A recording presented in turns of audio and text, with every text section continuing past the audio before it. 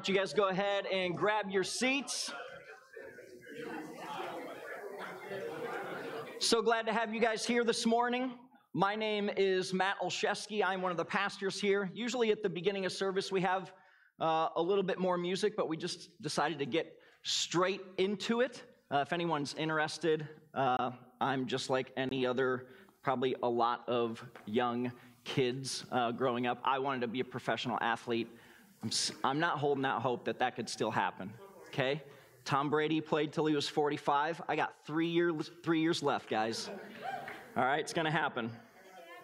All right, so first few weeks of the semester, we've been in this series, and we've titled this series, Why Does Church Matter? Like, what's the point of church? And we've kind of expanded that series to us talking just a little bit more about church. But the first week we talked about what is the church, why does it matter? And we established that as the church, we believe that Jesus is king. We admit that we need each other as people. We need each other as people that believe that Jesus is king. And then we declare that we are people that need to be rescued. That is what the church is all about. And then last week we had Tom. He talked about what is the Bible and why is the Bible important. The Bible is a complex collection of writings by people inspired by God so that we could have an understanding of who God is and who we are as people. And that is the whole point of the Bible, to tell us who God is, who we are, and what this grand story is all about. And that grand story is life. Like, as humans, how do we make sense of life? And that's why the Bible was written. And so this morning, we're going to be finishing up that series, and we're going to be asking the question, well, what's the point of it all, okay? If the church really matters as much as you say it does, if the church is really that important and the Bible really matters as much as you say it does, then what's the point? What's the purpose? Even more importantly, what is our purpose? And so that's what we're going to be talking about this morning. Because you guys know this. I don't have to tell you this. Nobody likes to have their time wasted. Nobody likes to give their time to meaningless tasks or unexplainable actions that don't really connect the dots or make sense. Okay, growing up, I played competitive soccer. I hate to brag. I was not the best player on the team. I had some really good players on my team who played high levels of college soccer, but I was like 16 or 17 years old. We had a brand new coach. He was from England, so he had a British accent, and we were like, okay, this guy's going to be awesome. He was not a great coach, guys, okay? Again, been playing highly competitive soccer for years. We show up to practice, and one of the things that he has us doing is he creates a square with the cones, and he says, hey, guys, I just want you to keep the ball moving. I just want you to pass the ball around. I want you to run around this square and keep the ball moving. I don't want the ball to stop. So I'm like, okay, that seems pretty elementary for the level that we're at, but I'm going to trust this guy. I'm not kidding you. We did this for like 20 minutes, and he just stood there, just like watching us. And the whole time, my blood just starts to like continue like boil. Because I'm like, what are we doing this for? This makes zero sense. And eventually, we're doing this again for 20 minutes. Eventually, I just said, what are we doing this for? Can you tell us why we are doing this? This seems so pointless. And you know what happened? I got kicked out of practice. He never gave me an explanation for why we were doing that, okay? Another example from when I was in high school, English class. Every day in English class, we would sit down in our desks, in our rows, and the teacher would say, open up your books, and you are going to read the story that we're currently reading and that you will be tested on. Every day, open the book up, read. When you've read enough, the next person behind you, we just snake through the class. And that's what we would do every single day. Okay? Guys, If you can't tell, as a teenager, I had zero chill, okay? I did not know how to talk to people that were like in positions of authority over me.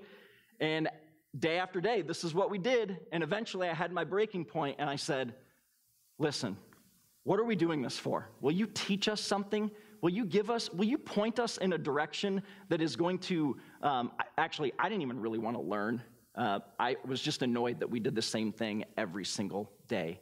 It seemed so pointless to me. Can't life feel like that sometimes? When you just get up every single day and you're going through the motions, or you come to church, or you open your Bible and you read it, life can feel like, what's the point? It can feel like busy work. It can feel like fillers. It can feel like, where is this going? What's going on? Because I think all we want really is for someone to give us a little bit of direction. I think all we really want is for someone to inspire us with something that gives us a vision for life that we didn't know existed before. We want someone to offer us a new perspective on life that will give us a little bit more guidance than just the experiences that we've had so far that haven't really measured up, or we haven't really been too excited about. We want purpose. And that's the story that's laid out all throughout Scripture. From the beginning of the Bible to the end of the Bible, it's describing what is God's purpose and what is our purpose. And if you've read the Bible, you know that there's a lot of details and there's a lot of confusing things in there that can like misguide us from that purpose. But all throughout, if you're looking for it, if you're looking for purpose in your life, you will see it. If you just read it and you know that purpose is woven all throughout, you will see it. It's kind of like, I don't know if you guys had this experience growing up, when your parents would buy a new car, or at least this is how I thought about it. My parents bought a Nissan when I was younger. I think it was called a Nissan Quest, okay? We all know that Nissans are not like at the top of the list of cars that people are buying these days, right? Like Nissan, it's just like, oh, it's a good car, but it's not. You don't see them a lot. But after we bought this Nissan, it was weird that as we drove around town, I started to notice Nissans everywhere, right? Have you guys ever noticed that when something becomes aware to you, you start noticing that there's other things that you just became aware of? And so I started noticing Nissans everywhere. And this is what it's like when we read the Bible. We start to see that purpose is everywhere, all throughout the Bible. And so I want to take a look at an example of this purpose. And this comes from a small section in this book of the Bible called Hebrews. And here's what the author of Hebrews says. They say, just as people are destined to die once, and after that to face judgment, so Christ was sacrificed once to take away the sins of many.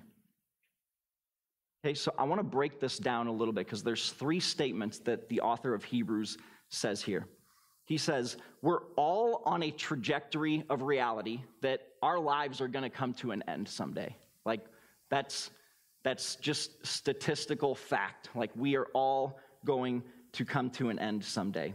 And after that life, we're going to come before God. We are going to face judgment. We're going to come before God, and we are going to face judgment about our life. And nobody likes judgment, right?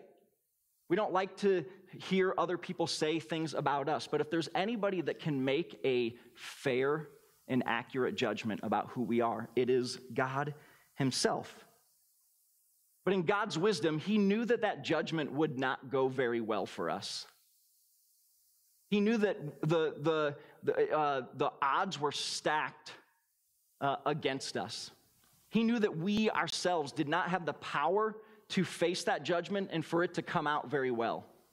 I think how many people think about it, they think about life as a scoreboard.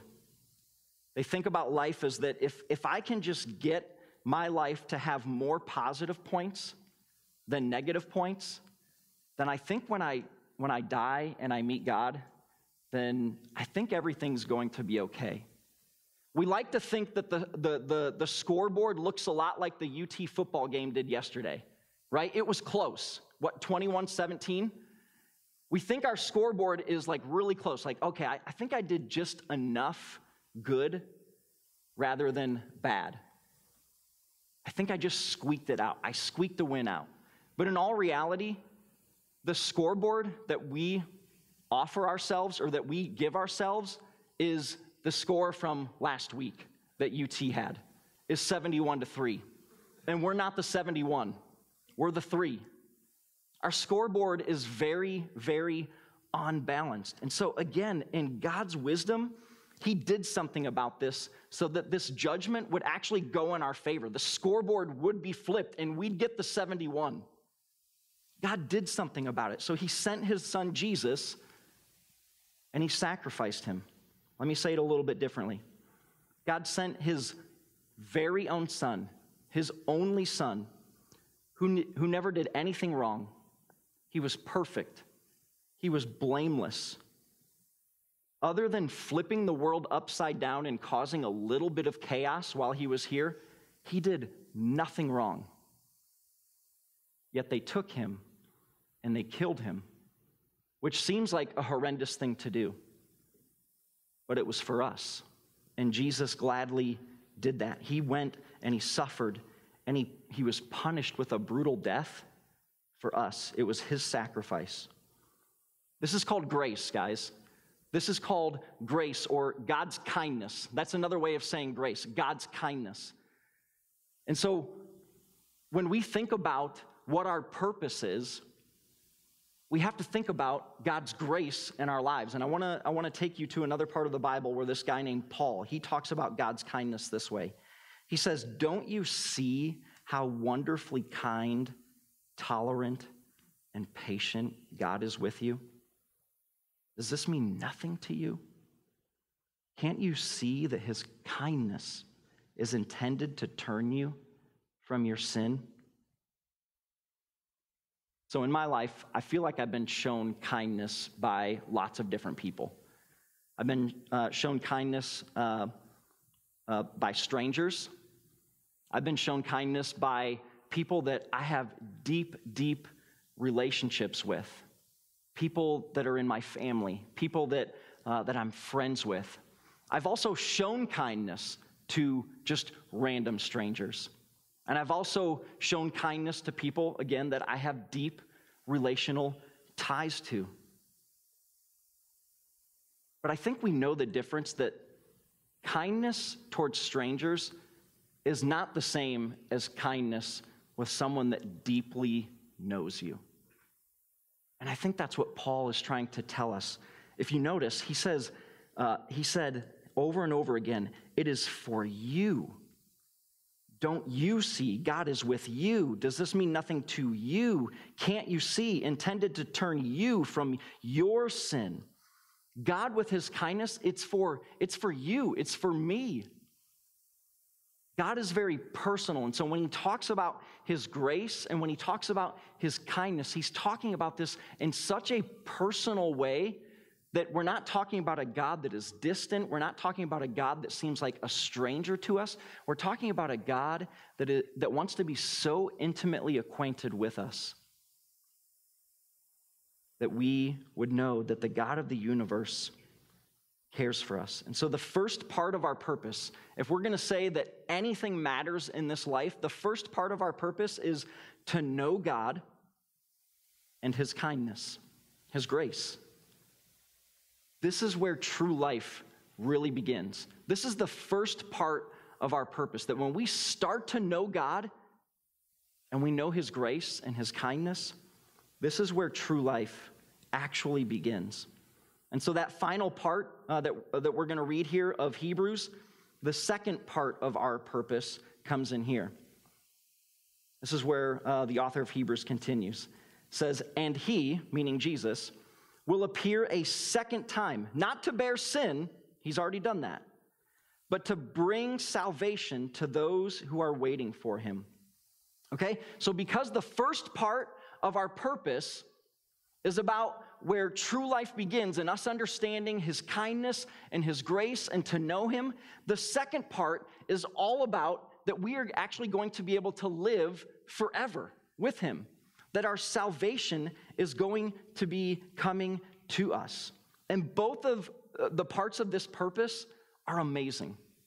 Even if we just understand it at a glimpse, both of these parts of our purpose are absolutely amazing because of Jesus, we get to know the power of his kindness and we get to be known by God. And because of Jesus, we have a future promise and a hope that someday when he comes back, we will get to spend the rest of our time with him. An eternity. This is what he's bringing. He's bringing salvation to us. And so we have a beginning to our purpose, to know him and his kindness, and we have an end to our purpose, that we have a hope that we are going to spend the rest of our lives with him. But that's not our whole purpose. I think sometimes that's how we boil it down. We kind of make life as, okay, know Jesus, so you know that you can spend the rest of your life with him. But there's a whole nother section that we need to talk about, that where our purpose is. Because if our whole purpose was just the beginning and the end, it would just be like Jesus saying, hey, those of you that know me and that you trust my kindness, I want you guys to kick a soccer ball around until I get back. It'd be kind of like Jesus saying, hey, in the meantime, why don't you guys just open up the Bible, and why don't you guys just snake through the room, take some turns reading the Bible, and you can stop when I get back. You know what I would say to that? I would turn back into teenager Matt who had zero chill, and I would say, nope, that's not it, Jesus. You're wasting my time. If my only purpose is for me to say I trust you, and then all I do is wait for you, if that is my only purpose, I'm saying, nope, you got to give me something else, because I'm not just sitting here waiting to die.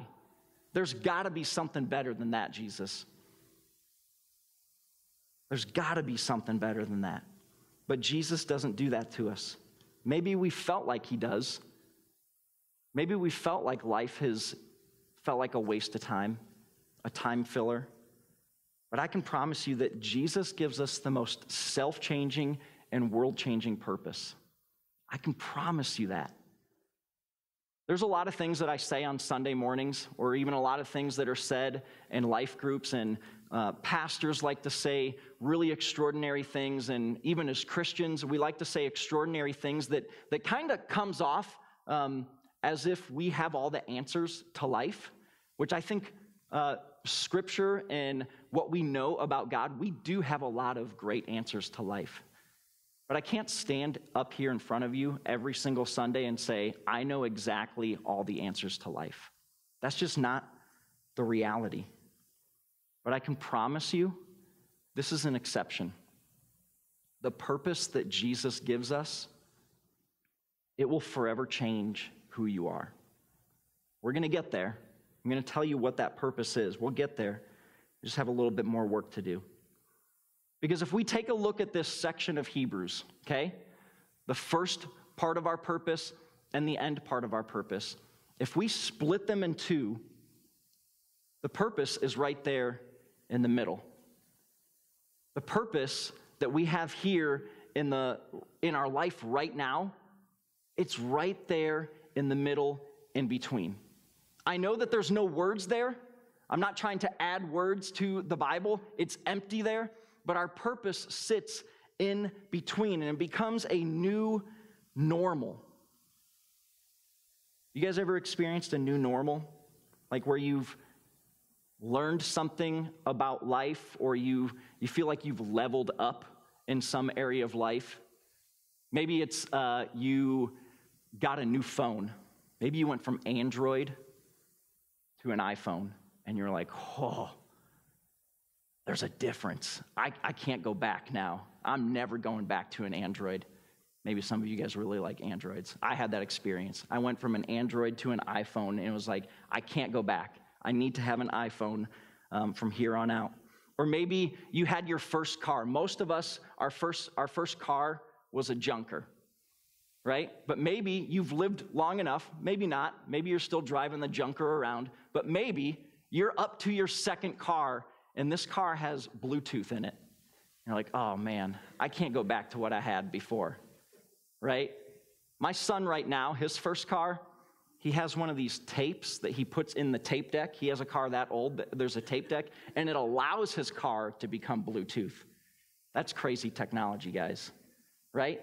But some of us have had those changes where you're just like, I never want to go back. What I know now, I can't go back. And so that's what this new normal with Jesus is like. When we know, believe, and we are rooted in God's grace for us, it gives us a confidence that we are loved and that we're valued by God.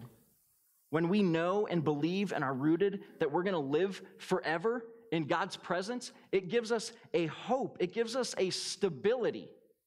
It gives us a foundation that when life gets crazy and out of control, we realize, okay, my future has something so much better, so much more significant than what I'm experiencing now. So those two purposes, they're there, but we have our middle purpose. And this middle purpose is a little bit different than the one that it's sandwiched in between. The ones that we have on the ends, they're very much all about us, right? They're very personal because, again, God is a personal God. It's all about us. It's all about you as an individual. But God's middle purpose for your life is not about you. It's not about you. And that's the genius of God, because he had to make his purposes on the end so extravagantly about you. He had to make them so extravagantly about you at the beginning and the end so that you would believe him when he tells you that it is actually not about you at all. For now. The beginning is about you. The end is about you. But he's calling you to something different that's not about you at all. Again, we're getting there. We're getting there. So here's what Jesus himself had to say about our purpose. In Mark chapter 10, he's talking to his disciples, some of his closest friends and followers. And he says, whoever wants to become great among you must be your servant. And whoever wants to be first must be slave of all. For even the Son of Man did not come to be served, but to serve and to give his life as a ransom for many. So your purpose here in the middle, in this life, right here and now, is to be a servant. It's to be a servant. It seems like our purpose should be more extravagant. It seems like our purpose should be more flashy. It seems like our purpose should be way more exciting and easier. But Jesus is saying that if you want to follow the example that I've given you, then I want you to be a servant. So that means whatever area or whatever space you are currently in, Jesus wants you to own that area. He wants you to impact that area. He wants you to serve that area. So if you live in a dorm, to think about the people that are around you every single day. How can you serve them? When you walk into your classroom, not to just sit there, silently stare ahead and not interact with the people around you, but how can you serve them? If you have a job in the place that you work at, how can you be an employee? How can you be someone that you work with where you serve them? It means that whatever title you currently hold or you could hold someday, own that title, impact with that title, serve with that title. If you're a daughter, serve. If you're a friend, serve. Someday, if you're a father or your mother, serve. If you're going to be a business owner, if you're going to be an engineer, if you're going to be a nurse, whatever area, whatever title that you've been given, serve. It means whatever circumstance you have in life, it means serve. If you have a lot of money, use some of that money to serve others. If you are struggling with money and you don't have a lot of money, find ways, even if it is small ways, to serve. If you're going through a stretch in life where not a whole lot of things are going your way, hopefully others will serve you in those moments. But find ways that you can look outside of yourself and serve, because you don't want to ignore your purpose. God himself, who's personal, he gave it to you. He gave you this purpose. Because if we know God has our back at the start of our purpose and at the end of our purpose, then we can trust him in the middle of our purpose. He's got us at the beginning, the end, so we can trust him in the middle of our purpose. And you guys know this, serving is exhausting, right? Putting your attention and your mind and your effort on other people, it's tiring. It's not our first choice. It's not something that we naturally gravitate to. But again, I promise you, this will change your life. God's way will change your life. God's way will change your life. So, as we are the church together, that we're declaring Jesus is King, and that we believe that we need each other, and that we believe that people need to be rescued, we need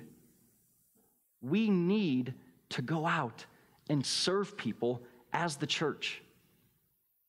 Because here's what I found over the years. Here's what I know to be true. Sometimes when people are not able to hear about Jesus or even consider Jesus until after the impact of being served. Let me say that again. There is sometimes when people won't be able to hear about Jesus or even consider Jesus until after the impact of being served. We need to be telling people about the love of Jesus, the way that he sacrificed himself for us. We need to be doing that. But we need to be walking in a way where we let people know, I will serve you, I will care for you, I will love you. Part of that is telling them about Jesus, but part of that is just impacting them in ways that they've never, ever experienced. This is a high calling. It sounds so simple. I almost, even as I was preparing this, I almost felt silly just thinking, does this seem like too elementary? Does this seem like I'm asking them to get in a square and just dribble a soccer ball around in a box? Does it seem too easy?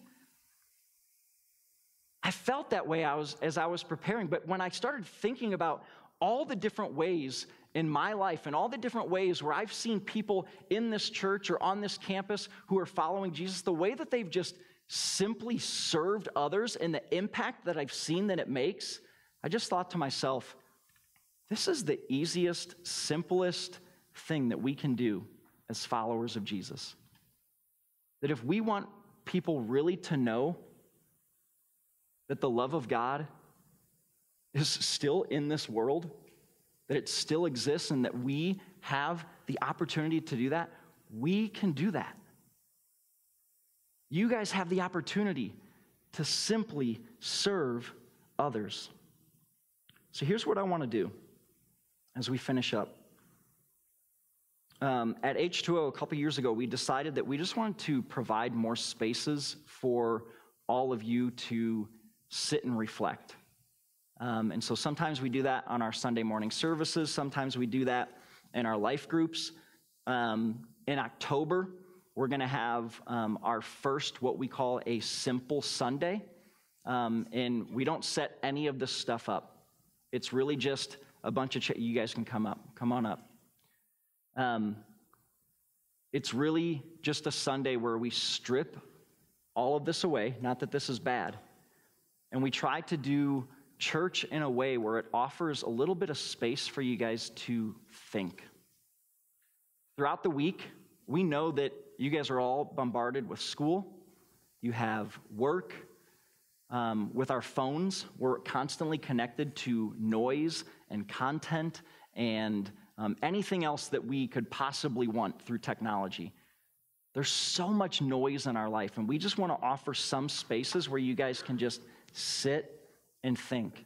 And I know this morning, I'm only going to give you a minute. That seems like such a small thing. But I think to many of us, a minute is going to seem so long. But here's what I want you to do is, as you take some time reflecting for the beginning of this week, I want you to think, where could you start serving somebody else? And just ask yourself the simple questions of who and how. Who and how. And it seems a little bit too general for me to say, I want you to think about how you can serve somebody. And even Jesus himself saying, I want you to serve others. That seems way too general. But I think all of us know when we're serving somebody. Like, it's not a mystery. When we're going out of our way to sacrifice. So I want you guys to just sit and think. I know for me this week, I'm going on a I'm going to be a sixth grade camp chaperone for my youngest son. So first, you can pray for me. That's a way you could serve. But I'm going to be thinking about, how can I serve these young kids who are insecure, who are probably going to drive me insane, but how can I serve them?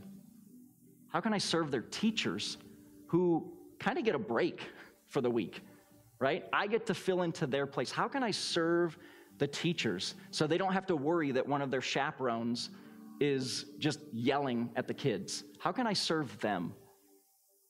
That's what I'm going to be thinking about. So I just want you guys to take a minute. You can bow your heads. You can do whatever you want. Just take a minute.